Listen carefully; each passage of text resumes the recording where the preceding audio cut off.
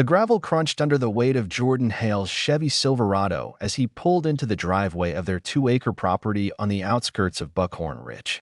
A quiet pocket of Montana where the skies always felt a little wider and the winds carried the scent of pine and smoke. The late afternoon sun was beginning its slow descent behind the mountains, casting a golden hue over the hills and painting long, sleepy shadows across the hood of his truck. Inside the cab, the low rumble of the engine was a quiet comfort, mixed with the faded scent of saddle leather and the sweet trace of amber cherry lip balm, his wife's favorite. The faint aroma lingered near the air vent, a memory of her kiss that morning before he left to deliver feed and check the south fence line. Jordan smiled faintly, a rare softness touching his usually rugged features. He cut the engine, and silence fell over the clearing except for the sharp, alert bark of Max, their loyal German shepherd, who paced restlessly on the porch. On the steps sat his wife, Eliza, 8 months pregnant, her hand on her round belly, the other gripping Max's collar to keep him from lunging toward a battered delivery box that had been abandoned too close to the door. "You leave one more box in the sun." "I swear I'm shipping it back myself," Eliza muttered, brushing her coppery hair from her face. Her tone was tired, but her spirit was unwavering. Jordan chuckled as he swung out of the truck, his boots hitting the earth. "I'll take care of it," he called. But Max's growl deepened, low and guttural, his hackles rising like a storm's edge. Jordan's hand froze on the truck door. Then came the voice, a shout that didn't belong in this place. Harsh, abrupt, unfamiliar. "Hey, who are you?"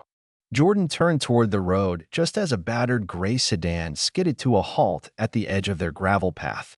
The car had no plates, just a cheap magnetic yellow beacon stuck to its roof that blinked like a child's toy. 2 men climbed out, both wearing ill-fitting uniforms, olive pants, untucked polo shirts, and dollar store utility belts. No name tags, no patches, no insignia. One of them held a baton wrapped in duct tape. The other had a flimsy Velcro badge that read HOA enforcement. Jordan's gut tightened. He stepped forward, his voice cold. "You two lost." The skinnier man pointed at the porch. "Your dog's off leash. You're in violation of Section 7C noise and safety ordinances. Step inside." Eliza stood up, her hand protectively cradling her belly. "What are you talking about?" she asked, blinking in confusion. Max growled louder. Jordan squared his shoulders. "Who the hell are you?" Neither man answered. The larger one moved fast, pushing past Jordan and grabbing Eliza by the arm. Her scream ripped through the clearing, sharp, piercing, real. The crack of bone echoed across the porch. Eliza crumpled, one knee striking the wooden step. Her face twisted in pain as her free hand clutched her belly. She gasped, barely able to breathe. "Liza." Jordan lunged forward. Max barked furiously, his muscles coiled, trying to break free from her failing grip. Everything froze for Jordan in that instant. Time fractured. The trees seemed to tilt. The air turned razor thin. They hurt her. They didn't issue a warning. They didn't issue a citation. They broke his pregnant wife's arm.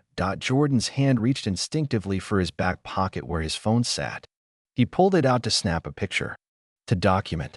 To expose. The baton came down again, not hard, but enough to knock the phone from his grasp. It skidded into the shrubs. "One more move, and you're under arrest," barked the skinny man. Section 38B. Unauthorized recording of an HOA officer. Jordan blinked. Section 38B didn't exist. He'd never heard of it. But the man said it like gospel, like he expected Jordan to believe it just because it sounded official. Eliza sat in agony on the porch, her breath shallow, her broken arm held awkwardly against her chest. Her belly moved. Their unborn daughter, Ava, responding to her mother's pain. "You touch my wife again," Jordan growled, his voice low and deliberate, "and I swear, back off." The taller man snapped, shoving Jordan. "You didn't file your lawn maintenance form. Your mailbox is non-compliant. You're under review." It was insane. They were quoting made-up rules with the confidence of tyrants. Like they believed no one would question them. It wasn't about grass or mailboxes. It never had been. These men weren't enforcing anything. They were predators. The taller man opened the sedan's trunk, revealing a mess of junk, zip ties, a broken child's walkie-talkie, some rope. He pulled out the zip ties. Jordan's heart thundered. The skinnier one returned, baton swinging lazily. On your knees. Now. Noncompliance. Disrespect. Jordan's hands rose slowly, but it wasn't surrender, it was calculation. You broke her arm, he said softly, eyes locked on the man's. She's carrying my daughter. You don't even care, do you? The man smirked. And that was it. Jordan's fingers moved swiftly inside his jacket, finding the holster tucked beneath his flannel. He hadn't expected to use the Glock 19 today. He kept it for long hauls, remote places, gas stations in the dead of night. But this was worse. He drew it, finger off the trigger, just showing the steel, the weight, the truth. The imposters froze. Jordan moved between them and Eliza, the gun held firm. Liza, get down, he said. She crawled behind the porch column, shielding her belly. The first shot rang out, cracking the air above the trees. A warning. The second hit the skinny one's thigh. He screamed, dropping the baton. The third tore through the taller man's shoulder, spinning him backwards into the dirt. Max lunged, teeth sinking into the injured man's calf, pinning him as he writhed and cried out in pain. Jordan moved slowly. Calm. Precise. He emptied the clip, not to kill, but to end it. The two men held on the ground, trying to radio into their broken toy like it mattered.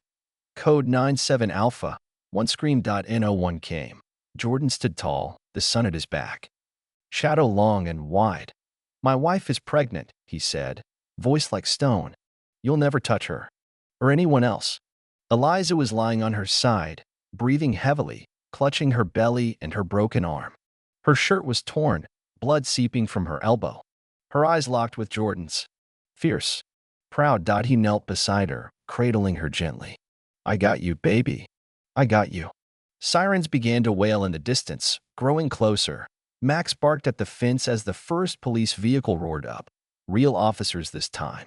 A black and white Tahoe screeched to a halt, and deputies spilled out, weapons drawn.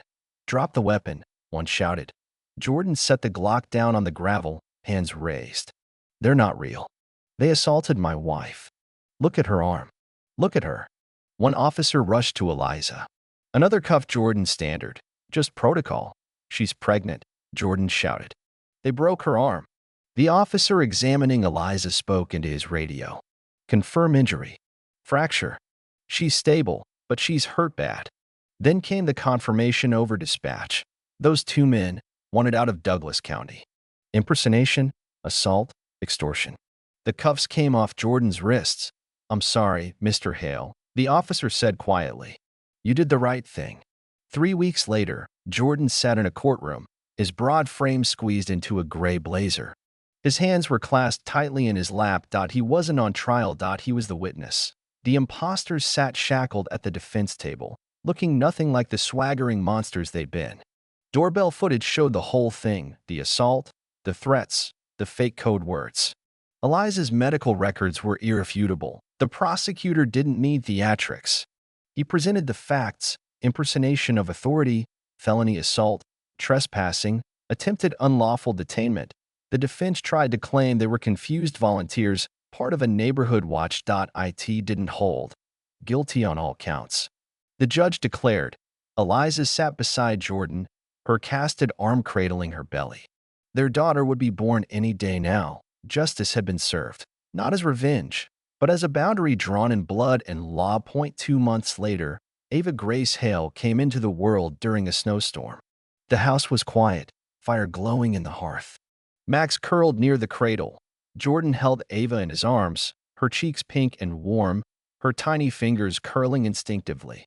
You're safe, he whispered, and no one will ever take that from you. He looked to Eliza, smiling despite the exhaustion. Her eyes said everything. Justice wasn't just in the courtroom. It was here, in the arms of a father, the heart of a mother, the breath of a newborn child, and it was worth everything.